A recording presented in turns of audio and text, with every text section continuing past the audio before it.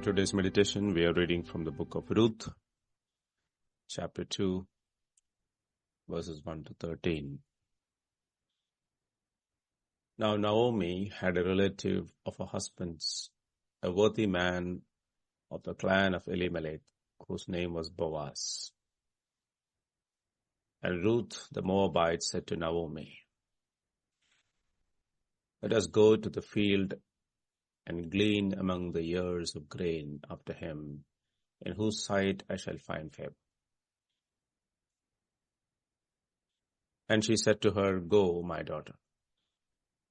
So she set out and went and gleaned in the field after the reapers, and she happened to come to the part of the field belonging to Boaz, who was of the clan of Elimelech. And behold, Boaz came from Bethlehem, and he said to the reapers, "The Lord be with you." And they answered, "The Lord bless you." Then Boaz said to his young man, who was in charge of the reapers, "Whose young woman is this?" And the servant who was in charge of the reapers answered, "She is the young Moabite woman who came back with Naomi from the country of Moab."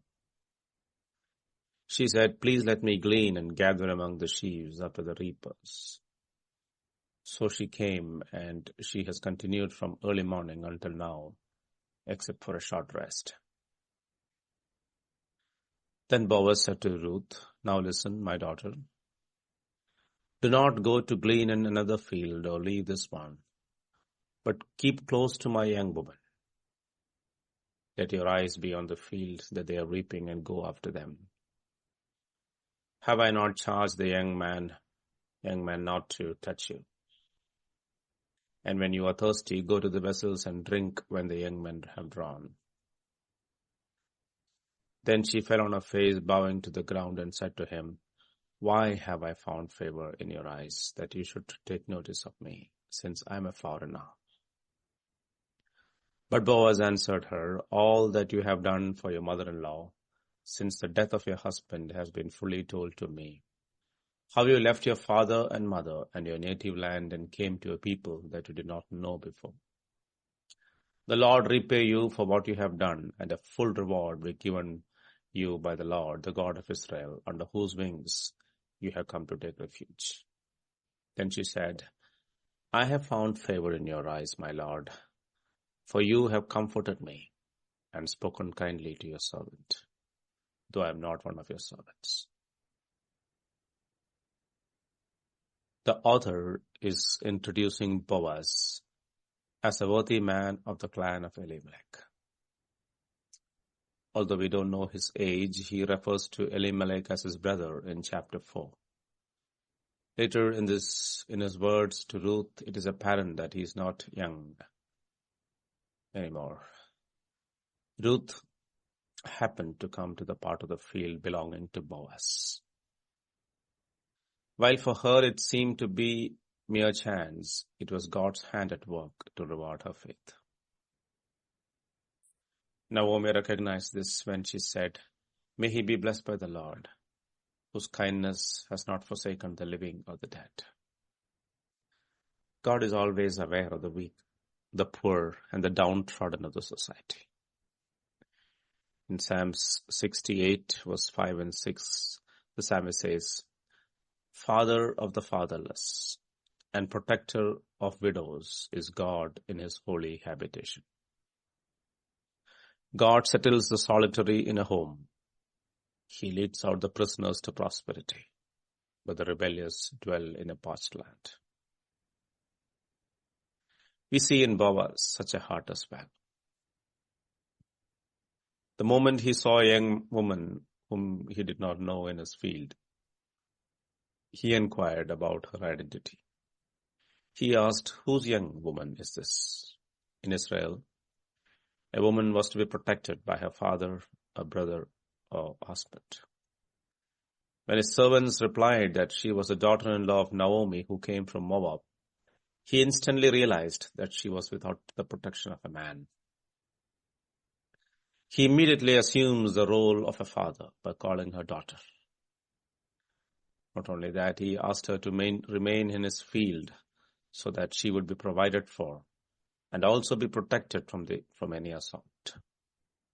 Remember that these were the times of the judges, where people had no fear of God and where women were frequently abused and dishonored.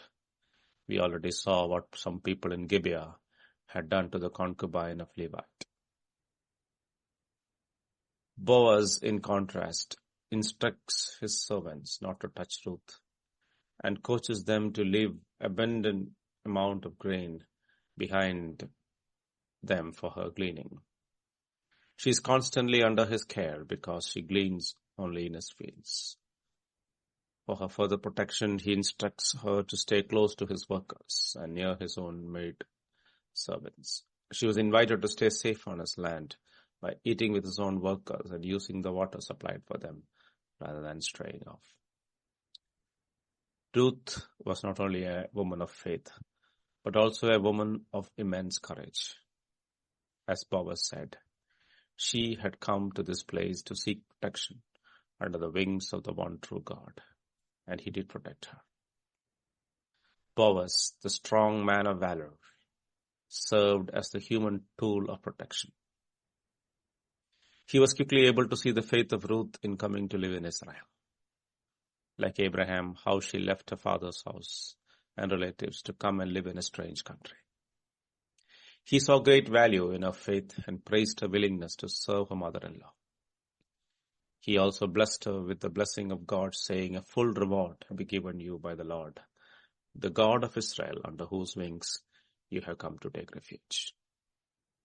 When he pronounced that blessing, he also realized that he could be the channel of that blessing and willingly took up that role. God gives us strength and riches so that we may use them to care for the needy and weak. Such works are not to be considered props to project one's importance before others. We also see Ruth as a hard-working woman who went out to seek an honorable way to provide for herself and her mother-in-law. She could do her part in getting the provisions. Here we see a beautiful picture of how God operates with man. Ruth must have heard about the law that guaranteed provision to the poor, the widow, and the orphan, and the stranger in the land. When God led her to glean in the fields of the good man Boaz, he provided both a good environment for her work, but provided well for her and her family. He was a loving father to her as well. Finally, Naomi, seeing the good that had come to pass from her trials, acknowledges the kindness of God to the living and the dead, and praises the name of the Lord. Let us not murmur nor repine at the seeming calamities in our lives. God cares for his people and fulfills every word of promise. It is for us to keep a good conscience before God and man, as Ruth did. She looked after her mother-in-law, married her dead husband's redeemer, and thus found rest, in Naomi's words, in her husband's house. Duty is the forerunner of happiness in this world and the next.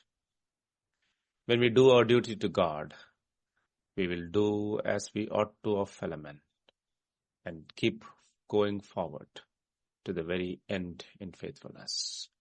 God bless.